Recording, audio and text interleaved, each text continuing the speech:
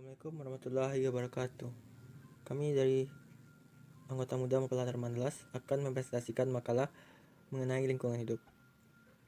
Pertama kami akan memperkenalkan diri, yaitu saya sendiri Resbiansa AM001. Kedua, Aflah Rifda Zaki AM002. Ketiga, Ferdi Relvanus AM003. Selanjutnya saya akan masuk ke materi makalah. Pengertian lingkungan hidup. Lingkungan hidup adalah segala sesuatu yang ada di muka bumi dan segala aktivitas dan behaviornya, baik yang hidup maupun yang tidak hidup. Di dalam lingkungan hidup ada yang namanya ekosistem, yaitu tatanan unsur lingkungan hidup yang merupakan kesatuan utuh, menyeluruh dan saling mempengaruhi dalam membentuk keseimbangan, stabilitas, dan produktivitas lingkungan hidup. Dari ekosistem inilah seluruh makhluk di lingkungan hidup ini berinteraksi. Unsur lingkungan hidup. Ada 3 unsur lingkungan hidup. Pertama, unsur hayati. Kedua, unsur sosial budaya. Ketiga, unsur fisik atau abiotik.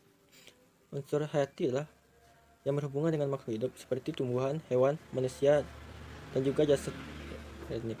Misalnya, kalau ada di kebun, maka unsur hayati dominannya adalah tumbuhan. Bila ada di kebun binatang, unsur hayatinya yang dominan adalah binatang.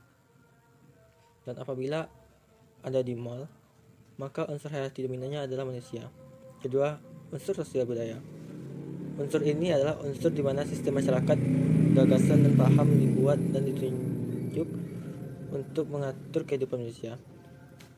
Di dalamnya ada norma, nilai, adat istiadat, dan juga paham serta kebiasaan yang biasa dilakukan manusia dan hal-hal yang harus dipatuhi dan juga hal-hal yang tidak bisa dilanggar dan dijadikan pedoman hidup manusia dalam berinteraksi atau bersosialisasi. 3. Unsur fisik atau abiotik. Unsur abiotik terdiri dari unsur yang tidak hidup dan mengisi dan menambah semarak kehidupan makhluk hidup seperti tanah, air, udara, iklim, cuaca, dan lain-lain. Selanjutnya presentasi akan dilanjutkan oleh Aflah Rifda Zaki AM002. Assalamualaikum warahmatullahi wabarakatuh. Salam lestari. Perkenalkan, nama saya Aflah Rifda Zaki AM-2019-002-25 akan menyampaikan materi tentang lingkungan hidup. Faktor kerusakan alam. Kerusakan lingkungan hidup karena faktor alam. 1. Gunung meletus. Disebabkan karena abu vulkanik, lahar panas, lahar dingin, gas beracun, awan panas, dan juga material berupa batu, kerikil, pasir, dan lain-lain. Sangatlah merusak lingkungan. Ambil contoh saat Merapi meletus. Begitu banyak tumbuhan yang akhirnya mati terkena lahar panas. Sungai yang terkena lahar dingin kini menjadi membeku seperti lumpur. Bebatuan besar-besar, kerikil, dan material berat lainnya benar-benar merusak lingkungan. Gempa bumi. Gempa yang disebabkan dari inti bumi bisa menyebabkan keretakan, bangunan roboh, putusnya jalan, dan juga bisa menyebabkan tsunami apabila gempa yang terjadi ada di bawah laut. Hal ini akan sangat merepotkan, menimbulkan korban jiwa dan sangat merugikan. Angin topan. Perbedaan tekanan udara ini terjadi karena perbedaan suhu udara yang mencolok. Serangan angin topan bagi negara-negara di kawasan Samudra Pasifik dan Atlantik merupakan hal yang biasa terjadi. Bagi wilayah-wilayah di kawasan California, Texas, sampai di kawasan Asia seperti Korea dan Taiwan, bahaya angin topan merupakan bencana musiman. Namun bagi Indonesia, baru terjadi sekitar pertengahan tahun 2007.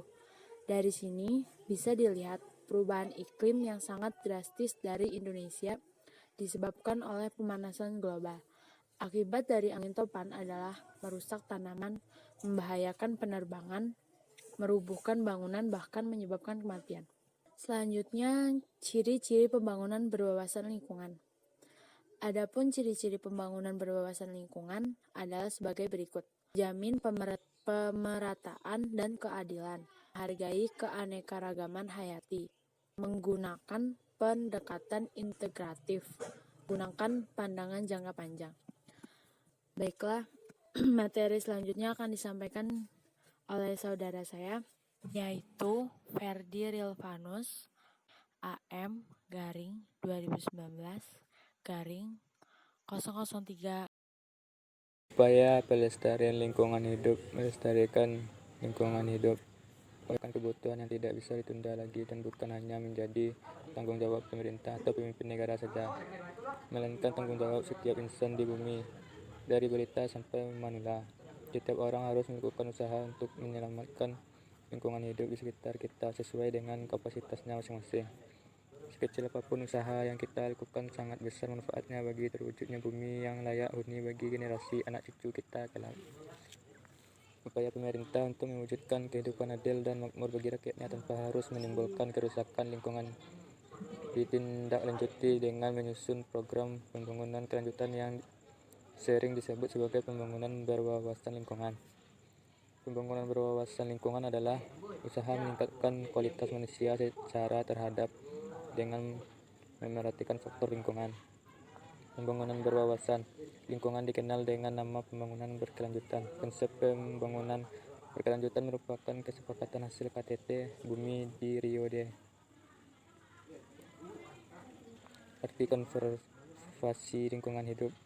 Konservasi adalah upaya pelestarian lingkungan, tetapi tidak memperhatikan manfaat yang dapat diperoleh pada saat itu dengan tetap mempertahankan keberadaan setiap komponen lingkungan untuk pemanfaatan masa depan.